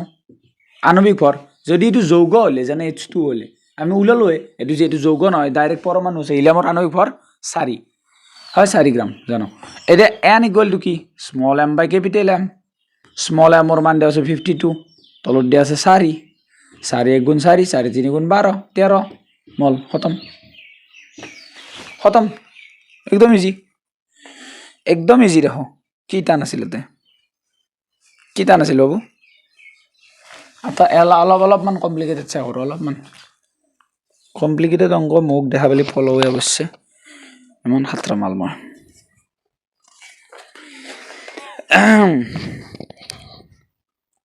ফৰ উল্টোকে কৰ কোয়েশ্চন 0.5 মল N2 ৰ পৰা N2 গেছৰ ফৰ লৈ পাৰিছি ফৰ সলিউশন এটা মল দিয়া আছে কিমান 0.5 মল মলৰ আওক মলে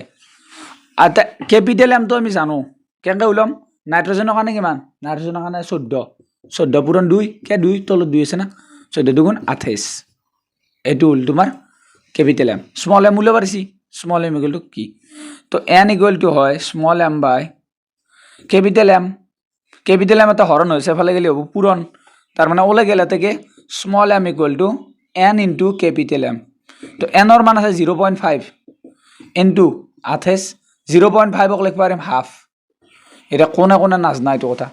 হাফ ব্রেন তোর 28 কাট 2 দি 2 গুণ 2 2 4 গুণ 8 14 গ্রাম বলে গেল খতম দেখো কি টানবে একদম সহজ মই এইটো চেপ্টাৰ আৰু লাম্বা নকৰো তন্দে যদি ৰিকুৱেষ্ট কৰা মই মলৰ বিষয়ে আৰু ডিটেইলছৰ এটা ভিডিও বনাই দিম এক্সট্ৰাকে যেটোত অনলি মলৰ কথা কম আৰু মলৰ অংক কৰিম দুটা কেইটামান ঠিক আছে আমি এটা যাও চেপ্টাৰ নাম্বাৰ 4 যেটো হৈছে আমাৰ পৰমাণু গঠন ৰাইট পৰমাণু গঠন ৰাইট ইয়েস পৰমাণু গঠন চ্যাপ্টাৰ নাম্বাৰ 4 পৰমাণু গঠন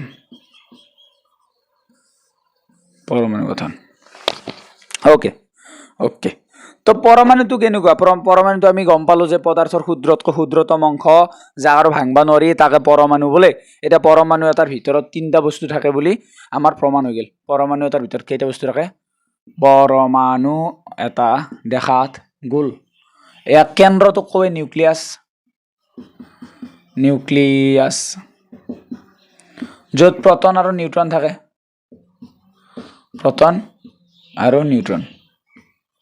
পৰমাণু এটাৰ ভিতৰত তিনটা বস্তু থাকে প্ৰটন নিউট্ৰন আৰু ইলেক্ট্ৰন থাকে নিউক্লিয়াছত আৰু ইয়াতে ইলেক্ট্ৰন গিলা ঘূৰি থাকে এনেকে এগলা ইলেক্ট্ৰন এটা এগলা তো একেদিনে আবিষ্কাৰ হোৱা নাই একেদিনে তো গম পোৱা নাই বহুত শ বছৰ লাগছি তো প্ৰথমতে কোনে কি আবিষ্কাৰ কৰিলে সেইটোৰ বিষয়ে আমি চাব লাগিব তাৰ আগতে আমি চাই লও প্ৰটন কোনে আবিষ্কাৰ কৰিছি আৰু নিউট্ৰন কোনে আবিষ্কাৰ কৰিছি আৰু ইলেক্ট্ৰন কোনে আবিষ্কাৰ কৰিছি কাৰণ পৰীক্ষাত মাঝে মাঝে খুঁজি থাকে কোনটো কোনে আবিষ্কাৰ কৰছি তো প্ৰথম আবিষ্কাৰ কৰছে ৰাদাৰফোৰ্ড নিউটন জেমস চাডউইক আৰু ইলেক্ট্ৰন আবিষ্কাৰ কৰছি জে থমসন তো এইটো ৰাদাৰফোৰ্ডে আবিষ্কাৰ কৰছিল জেমস বা জে চাডউইক তাৰপিছত electron J Thomson J Thomson এই থমসন মানে ফ্ৰি ফায়াৰ খেলা এই থমসন নহয়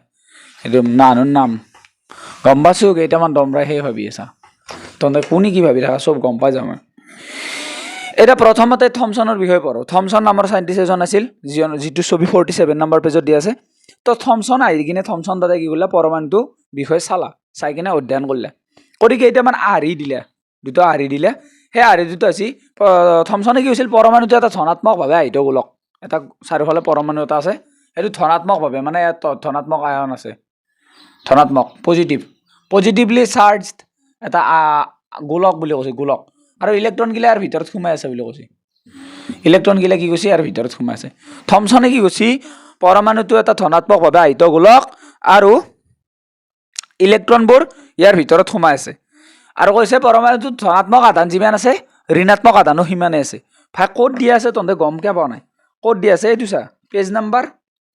47 দিয়া আছে ইয়াতে, থমছনৰ পৰমাণুৰ আৰ্হি বুলি মস্ত কৰি থবি, পৰীক্ষাত অহাৰ চান্স আছে। তাৰপিছত এই যেতিয়া আৰ্হিটো আহিল, তাৰপিছত বহুত বছৰ পিছত ৰাদাৰফৰ্ড নামৰ এজন বিজ্ঞানী আহিল, আহি কিনে ৰাদাৰফৰ্ডে কি কৰিলে, সোণৰ পাত এশটাত আলফা কণিকাৰ দ্বাৰা প্ৰমাণ এটা কৰিলে, পৰীক্ষা কৰিলে, আলফা কণিকা পঠাই দিলে সোণৰ পাতত। তেওঁ দেখা পালে যে বেছিভাগ আলফা কণিকা কি হৈছে ভিতৰত সোমাই গৈছে,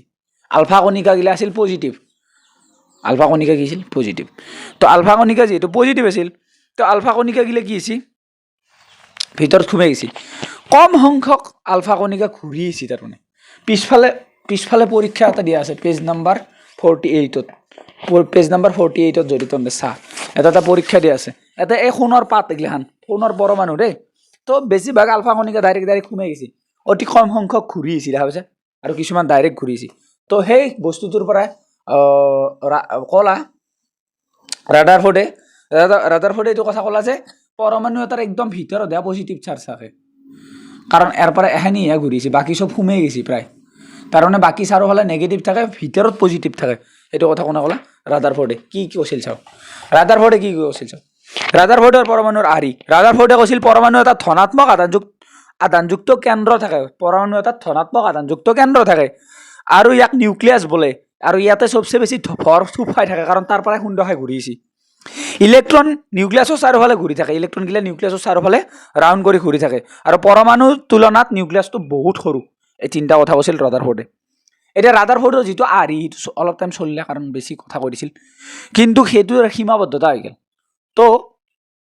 হেজেনবাৰ্গ নামৰ এজন চাইণ্টিষ্টে কৈছিল যে বস্তু এটা যদি এটা নিৰ্দিষ্ট কক্ষপথত ঘূৰি থাকে, সি শক্তি বিকিৰণ কৰে। এতিয়া ৰাদাৰফৰ্ডে কৈছে কি পৰমাণুগিলা চাৰিওফালে ঘূৰি আছে, তো ঘূৰি থাকিলে পৰমাণু শক্তিও বিকিৰণ কৰিব, আৰু শক্তি বিকিৰণ কৰি তাৰ শক্তি হেৰাই যাব, এটা টাইমত শক্তি নোহোৱাই যাব, যাৰ কাৰণে পৰমাণুটোৰ ভিতৰত পৰি যাব, আৰু যাৰ কাৰণে প্ৰটন আৰু নিউট্ৰন মিলি কিনে কি যাব, পৰমাণুটো ধ্বংস হৈ যাব। কিন্তু পৰমাণুটোৰ পদাৰ্থটো, এতিয়া পদাৰ্থ ধ্বংস হৈ গ'লে এনেকৈ থাকিলে হয় নেকি, নাই, পদাৰ্থ ধ্বংস হোৱা নাই। তাৰমানে ৰাদাৰফৰ্ডৰ যোনটো আৰ্হি আছিল সেইটো সীমাবদ্ধ হৈ গ'ল, বুজি পালি, সীমাবদ্ধতাখিনিও চাই থবি, এটা ধুনীয়াকৈ দিয়া আছে কিতাপত। তাৰপিছত এজন চাইণ্টিষ্ট আহিল, যিজন নাম আছিল নিলছ বৰ। তো বৰে কি কৰিলে, আৰ্হি দিলে দুটামান। বৰে ক'লা কি যে এনে অনাই বনাই উঠি থকা নাই ইলেক্ট্ৰনগিলা, কক্ষপথ আছে তাতে, নিৰ্দিষ্ট কক্ষপথ, আৰু নিৰ্দিষ্ট কক্ষপথত নিৰ্দিষ্ট সংখ্যক ইলেক্ট্ৰন আছে। তো নিলছ বৰে ক'লা যে কক্ষপথগিলা যি আছে, এইটো পৰমাণু, ইয়াৰ পিছফালে কক্ষপথ এইগিলাৰ নাম দিলে K L, তাৰপিছত M, তাৰপিছত N, আৰু ক'লা এইটো 1 নম্বৰ, এইটো 2 নম্বৰ, এইটো 3 নম্বৰ। এতিয়া 1 নম্বৰত কেইটা ইলেক্ট্ৰন থাকিব পাৰিব, এইটো এটা সূত্ৰ দিলে, 2 × 1 স্কোৱাৰ, 2 × 1 তাৰমানে 2, মানে কৈছে 1 নম্বৰ কক্ষপথত অনলি 2টা ইলেক্ট্ৰন থাকিব পাৰিব, 2টাতকৈ বেছি থাকিব নোৱাৰে। তাৰপিছত 2 নম্বৰত 8টা থাকিব পাৰিব। এনেকৈ তেওঁ সূত্ৰ বনাই কিনে আৰ্হি দিলে। তেওঁৰ আৰ্হি মতে পৰমাণুৰ ভিতৰত ইলেক্ট্ৰনৰ নিৰ্দিষ্ট কক্ষপথ থাকে, আৰু এই কক্ষপথসমূহত ঘূৰি থাকোঁতে ই শক্তি বিকিৰণ নকৰে। তো তেনেকৈ পৰমাণুৰ ব্যাখ্যা দিছিল, আৰু পৰমাণু এটা গঠন কৰি দেখাইছিল। তাৰপিছত আমি পঢ়িব লাগিব যোজ্যতা, যিটো আমি অলৰেডি পঢ়িলো চেপ্টাৰ নম্বৰ কিমানত, 3ত। লাষ্টৰ ইলেক্ট্ৰন, লাষ্টৰ যোনটো হোল, পৰমাণু এটাৰ লাষ্টৰ হোল, তাতে পৰমাণুৱে 8টা ইলেক্ট্ৰন ৰাখিব বিচাৰে, ইয়াক অক্টেট বা অষ্টক বুলি কয়। এতিয়া 8টা ইলেক্ট্ৰন ৰাখিব বিচাৰোঁতে যিমানটা ইলেক্ট্ৰন গ্ৰহণ কৰে বা যিমানটা ইলেক্ট্ৰন এৰি দিব লাগে, তাকে কয় যোজ্যতা। যোজ্যতাক বোলে মৌল এটা সুস্থিৰ হ'বলৈ বা যোজক হোলত, লাষ্টৰ হোলত 8টা ইলেক্ট্ৰনেৰে পৰিপূৰ্ণ কৰিবলৈ যিমানটা ইলেক্ট্ৰন গ্ৰহণ কৰে বা যিমানটা ইলেক্ট্ৰন ত্যাগ কৰে, তাকে যোজ্যতা বোলে, মনত থাকিব। তাৰপিছত দুটা বস্তু থাকিল, সমস্থানিক আৰু সমবাৰী। সমস্থানিক আৰু সমবাৰী, সমস্থানিক আৰু সমবাৰী, সমবাৰী। তো কিছুমান এনেকুৱা মৌল আছে, যেনে হাইড্ৰজেন হওক বা অন্য কাৰ্বন হওক, তো সেই মৌলগিলাৰ এটা প্ৰটন, এটাৰ আকৌ ইলেক্ট্ৰন এটাও নাথাকিব পাৰে। সেম হাইড্ৰজেনতে প্ৰটন এটা থাকিব পাৰে, ইলেক্ট্ৰনো এটা ৰাখিব পাৰে সৰি নিউট্ৰনৰ কথা কৈছোঁ নিউট্ৰন তো নিউট্ৰনে এটা ৰাখিব পাৰে প্ৰটন আৰু নিউট্ৰন কেন্দ্ৰত থাকে ন তো এনেকুৱা হাইড্ৰজেন এটা একে হাইড্ৰজেন তাৰ প্ৰটন এটা ৰাখিব পাৰে আৰু নিউট্ৰন দুটাও ৰাখিব পাৰে তো পাৰমাণৱিক সংখ্যা কাক বোলে আৰু পাৰমাণৱিক ভৰ কাক বোলে মনত আছে না পাৰমাণৱিক সংখ্যা হৈছে অনলি প্ৰটনৰ সংখ্যা তাৰ মানে এই হাইড্ৰজেনটোৰ প্ৰটনৰ সংখ্যা 1 তো পাৰমাণৱিক সংখ্যা 1 আৰু এই হাইড্ৰজেনটোৰ প্ৰটনৰ সংখ্যা 1 তাৰ মানে পাৰমাণৱিক সংখ্যা 1 এই হাইড্ৰজেনটোৰ পাৰমাণৱিক সংখ্যা 1 প্ৰটনৰ সংখ্যা তাৰ মানে পাৰমাণৱিক সংখ্যা 1 এটা পাৰমাণৱিক ভৰ কাক বোলে এই দুটো মিলি কিনে প্ৰটন আৰু নিউট্ৰনৰ ভৰ প্ৰটনৰ আৰু নিউট্ৰনৰ ভৰ মিলি কিনে হ'ব 1 তো প্ৰটন আৰু নিউট্ৰনৰ ভৰ মিলি কিনে 2 প্ৰটন আৰু নিউট্ৰনৰ ভৰ মিলি কিনে 3 তাৰ মানে একে হাইড্ৰজেন কিন্তু পাৰমাণৱিক ভৰ বেলেগ বেলেগ আৰু পাৰমাণৱিক সংখ্যা একে তো যিবোৰ মৌলৰ পাৰমাণৱিক সংখ্যা একে কিন্তু পাৰমাণৱিক ভৰ বেলেগ তাক কয় সমস্থানিক তাক কি কয় সমস্থানিক তো হাইড্ৰজেনৰ তিনিটা সমস্থানিক আছে প্ৰটিয়াম deuterium আৰু ট্ৰিটিয়াম তো যাৰ বা যিবোৰ মৌলৰ পাৰমাণৱিক সংখ্যা একে কিন্তু কি বেলেগ কিন্তু পাৰমাণৱিক ভৰ বেলেগ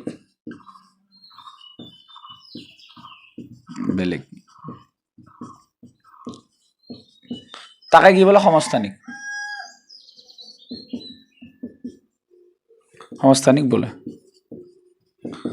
যেনে 1H1 1H2 1H3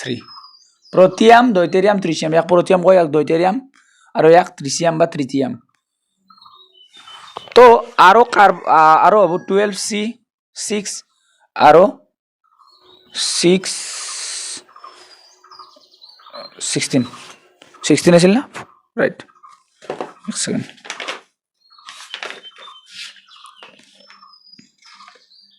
फोर्टीन तो এই দুটা কাৰ্বনৰ সমস্থানিক এটা সমভাৰী কি যাৰ পাৰমাণৱিক ভৰ একে সমভাৰী ভৰ পাৰমাণৱিক ভৰ একে কিন্তু পাৰমাণৱিক সংখ্যা বেলেগ বেলেগ এটা পাৰমাণৱিক সংখ্যা বেলেগ হ'ব লাগিলে মৌল বেলেগ হ'ব লাগিব অবভিয়াসলি মৌল বেলেগ তো যিবোৰ মৌলৰ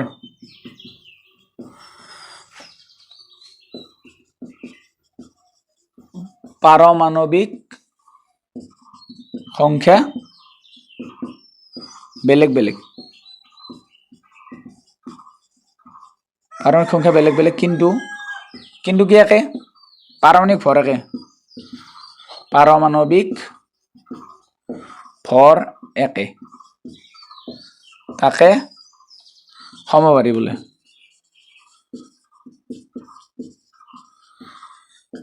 যেনে